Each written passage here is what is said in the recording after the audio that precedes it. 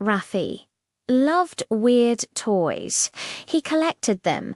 The creepier, the better. His room was a dark gallery of stitched-up plushes, dolls with haunted eyes, and cursed figurines he'd scored online. One weekend at a dusty flea market on the edge of town, he stumbled upon a strange vendor. No sign, no prices. Just a folding table covered in a thick layer of grime. And right in the center sat a small furry creature with enormous ears, wide black beady eyes, and a grin that was just a little too human. "Whoa, cool," Rafi muttered, picking it up. "What is this thing? A Labubu?" The vendor, a pale man with cloudy, unfocused eyes, just nodded slowly. He smiles because he remembers Rafi let out a small laugh. Remembers what? The man didn't answer. He just slid the toy back towards him. "Take it. No charge." But don't let him stop smiling. Back home, Rafi placed the new toy on his shelf. But this one was different. It didn't just sit there lifelessly like the others. Its head always seemed slightly turned, as if it was following him with its unblinking eyes, and that grin, it never ever changed. Not by a single millimeter. 3 nights later, things started getting weird. Rafi was jolted awake at exactly 1:37 a.m. by a sound, like chewing. He flicked on the light. The Labubu was still on the shelf, smiling. But all his other toys were now on the floor, torn apart, chewed up. Their cotton stuffing was strewn everywhere. The next night, terrified, he placed Labubu in a locked glass display case. At 3 a.m., a loud crash shattered the silence. He found the case in pieces on the floor, and Labubu, it was back on the shelf. Same spot, same smile. Only now its grin looked wider, sharper. Rafi started having nightmares.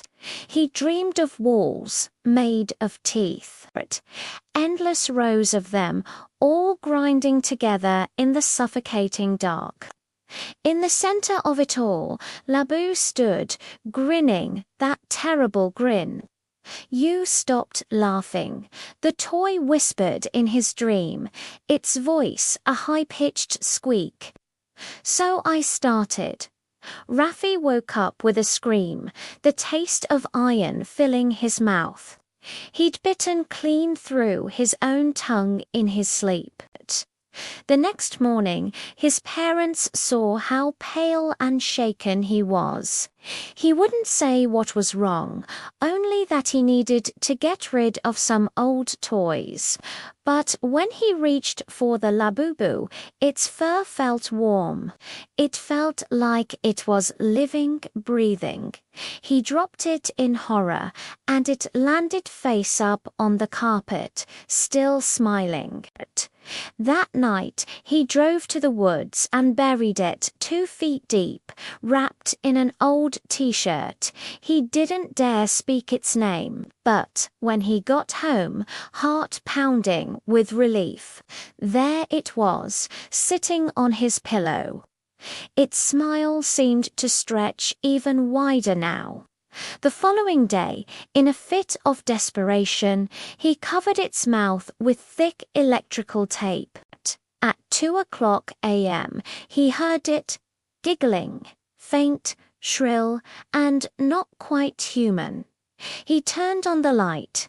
The tape was gone, shredded into tiny pieces on the floor. The Labubu's smile was now a grotesque gash, split from ear to ear, and inside he could see them, tiny, needle-like teeth. hundreds of them. Then it blinked. Rafi screamed.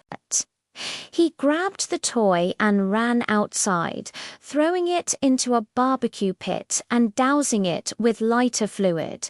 But the fire wouldn't take. The flames just danced around it, flickering and then dimming, and in their dying glow he saw them.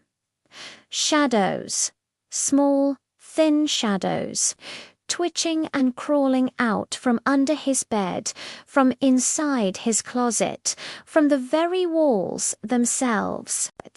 A dozen more Labubus, each one grinning, each one giggling.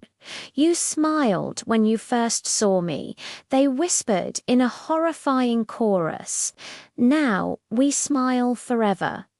He scrambled backwards, ran and locked himself in the bathroom.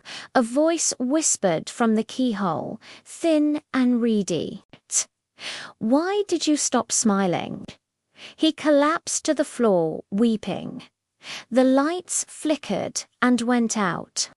He heard scratching at the door, and then silence.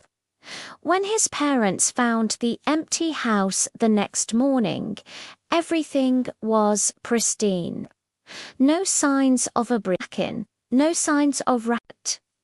There was only one thing out of place. Every mirror in the house, from the bathroom to the hallway, was fogged over with condensation, and smeared into the fog, as if by a small finger, were two words and a simple, chilling drawing. Keep smiling. Thank you for watching. If you enjoyed this story, don't forget to hit that like button, subscribe, and turn on notifications so you don't miss our next descent into the darkness.